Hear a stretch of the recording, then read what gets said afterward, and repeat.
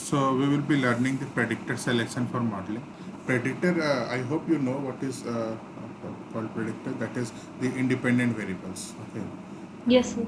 and predictor selection for modeling means after creating the models in the SPSS modeler software, we need to determine that which independent variable will be most suitable for our model. Okay, because some of Yes. the independent variable will not be most suitable, because let's say if we talk about the telco data file, we are having 42 different variables. So we will not be using all the 42 independent variables to predict the dependent variable. So we will learn that which important this independent variables are needed. Okay, so first we will go to the software. This we have learned previously that this is the telco data file, this is the type. In type we have mentioned that what is the dependent variable. So because in telco Yes, sir. data because in the telco data file the dependent variable is churn, whether the customer will leave the organization or not. So Yes, sir. when so because this is this dependent variable is categorical, that's why we have selected the auto classifier model. If we see the modeling, in modeling we find the very first model is auto classifier. So auto Yes, sir. classifier means by default this modeler software has taken by default three models to predict the dependent variable.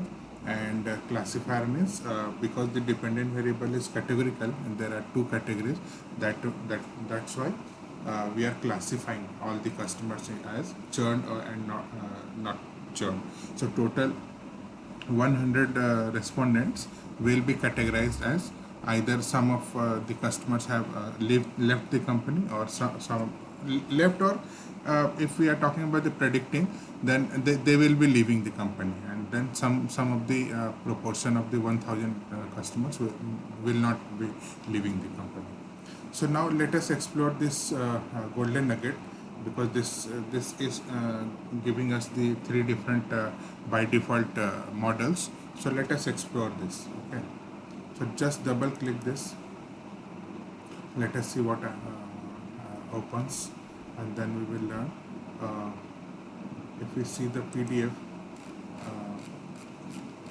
after running the model, there will be some options. For example, the model, maximum percentage of missing value, uh, maximum percentage of records in a single category, maximum number of categories, minimum coefficient of variation, and minimum standard deviation. We will learn this everything, and then all fields are ranked: important, marginal, and unimportant. So cutoff is given over here, and then feature selection means the variable selection. So there is one feature selection model. Okay, that is there. Okay, this node is called feature selection node. We Yes, sir. need to connect it, and then we will learn how to categorize them as important and not important.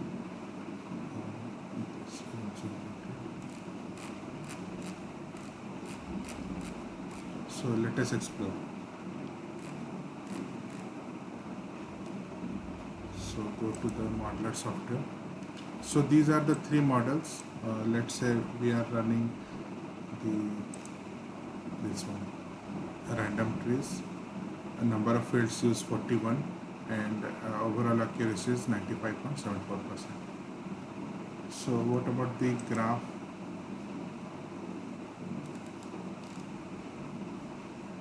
So this is the graph. What this particular graph is showing, which particular independent variable are important. So how this will be determined? Uh, this is one of the variable that is called card tenure equipment. Yes, sir. Okay, if we shift from here to here, let us see what happens. Okay. Least important and most important. So these are the variables least important, and these are the variables most important. So out of this also you can determine that which important predictor we can select. Okay. Uh, if you see the graph distribution, 0 means not left, 1 means left. This actually, yeah, this is more as per the on means if we are talking about the churning, uh, this particular graph is having more detailing. uh, how to understand this particular light blue color is they have not churned, and this 0 has churned. But just fine. 4.9, this is count, total counting will be 1000. Out of that,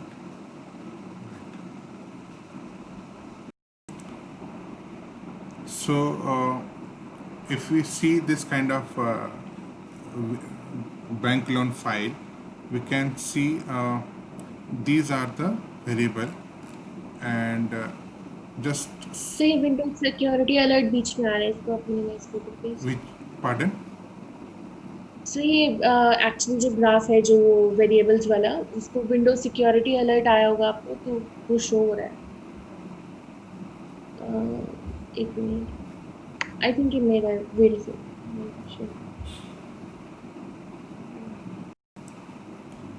So this is how we can see the predictor importance. So yes sir. debt income ratio, okay, then employment, then address, and then credit debt ratio, and then age. So these are the variables which determines that whether the person will be defaulter or not. So this is the level of importance. Now we need to understand how many variables are there. So we need to see the file.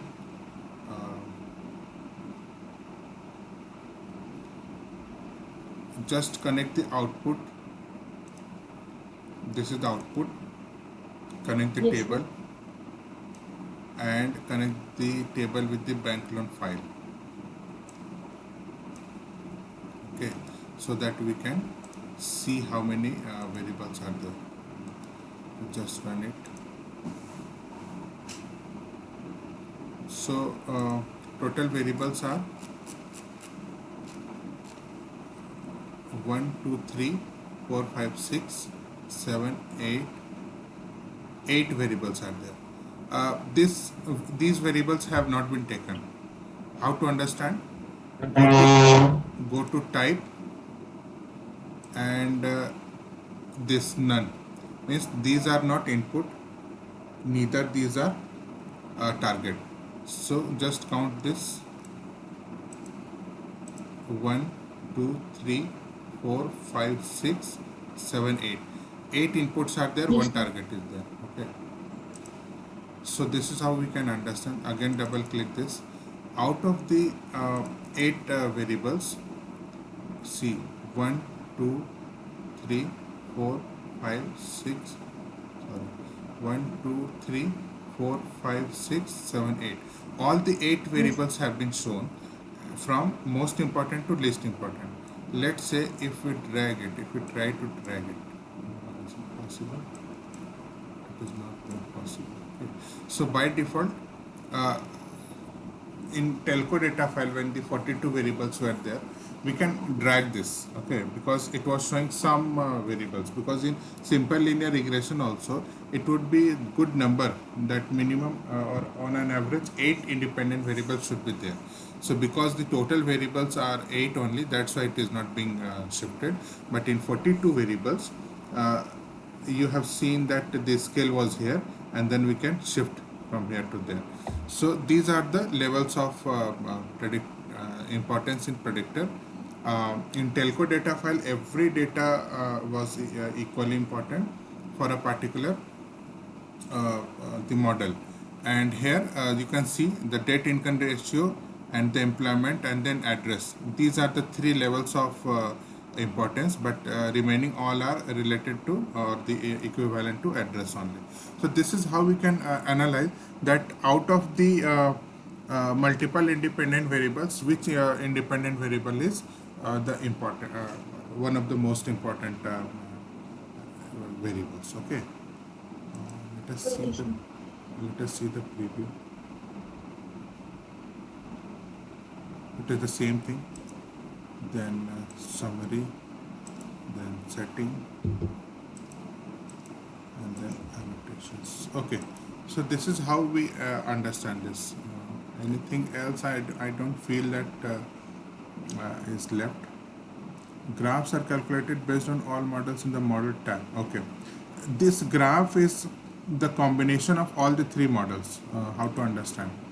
If you double click this and if you go to model, these are the three different models. Let's say if I remove this particular these two models, okay, and then if I go to graph, then this is one of the graph. Okay, all the models tab, Okay, sir. and then let's say assembly graph.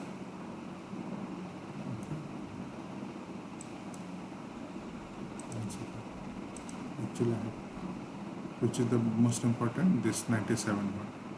So I will be clicking this. Graph.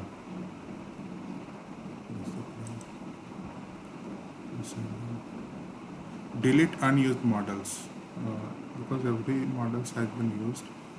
Then training set is there.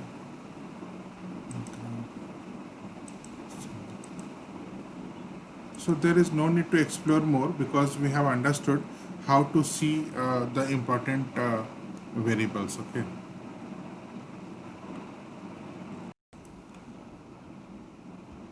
So we will double click this particular output to see that particular graph, and we will understand how to explain this graph.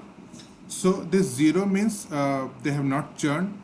How to understand? From this 0 means not churned, and this 1 means churned. Okay, so how to Sir. understand this graph? uh, Out of this particular 0 which is not churned, actually these red marks is actually churned. So this is the uh, not 100% we can we could predict it from our model. Rather this much we could not predict rightly. Actually this much we could predict rightly. Likewise here also, these many we said that these many people will be churning, but actually this blue color which is very small, these people could not churn or they have not churned, and actually this red one has only these people only have churned. So total was 100%. If we predict through our model that everybody will be churning, but at least these people have not churned. That is why this particular model is not 100% showing the 100% prediction. So what is the total percentage of prediction? It is 97.75%. Okay. So this is how we can Okay, sir. understand. I hope you are comfortable with this. Yes, sir. Okay. So we will stop here. Okay.